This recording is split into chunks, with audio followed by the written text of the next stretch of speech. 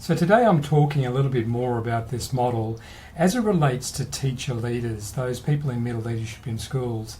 And they've been under a real squeeze, real pressure. Everyone's been under pressure, but these are the meat in the sandwich people. These are the ones who are tasked with implementing all of the strategy and dealing with all of the face-to-face issues that a team brings. I'm seeing and hearing quite a few narratives that show that people who were thriving have dropped down to coping, and some who were coping have dropped down to surviving. And this is because the world as we know it has thrust upon us a whole range of new demands and has changed the skill set to some degree. So as we go up and down through this model, we have to readjust and refocus on things that can lift us back up. And so the point of this model is really to give a bit of a map, a bit of an idea of where we are. Now, I've been running for a little while, and when I first started running, I was actually at the drowning level because I knew I had to do it, and there was this because element to it. I wanted to be able to do lots of things with my fitness, and I had time to do it. And really, in the early days, the feeling I had with that was detesting it, but I just had to get into the action, because with action, clarity and understanding comes.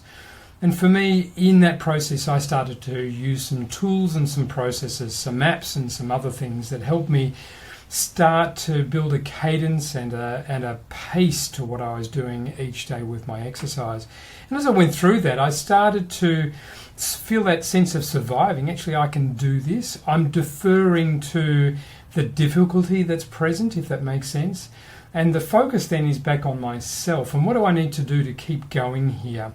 And as I'm in this sort of area of growth, in relation to teams, we have to learn to be better selves, if that makes sense. And one of the things you can do is to learn to be calm under pressure, especially now, because calm under pressure is what helps other people that you lead also deal with this particular set of circumstances.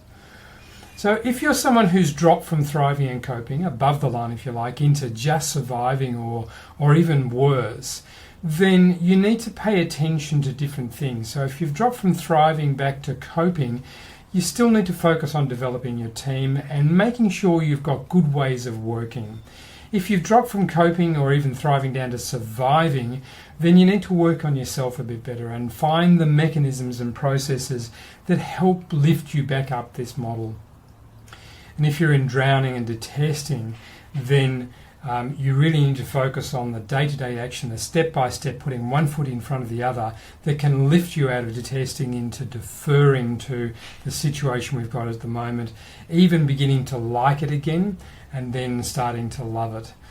So I'm not going to read the model out to you. You can see what it's doing for you, but there's one final point that I'd like to make here, and that people in your team are likely to be going through some sort of similar journey. I mean, this is just a model. It may not be perfect, but it gives you a sense of where attention can go and where feelings are generated and what the label is of the domain that you're in. And you can't help people lift out of drowning to surviving unless you're in the coping and thriving domain. So if you've got people in your team who are in the below the line surviving and drowning phases, you've got to work yourself to get above those lines to be able to help them. And again, you can do that by helping them focus on action, helping them focus on themselves, helping them focus on ways of working within the team. Now, in closing, I'm actually using this model to help lift teacher leaders out of those below the line areas of surviving and drowning into coping and thriving with an live online course where we're going to take ourselves through a whole series of tools and processes and learning and building a community and building conversation of understanding so that as leaders we can lift ourselves through this.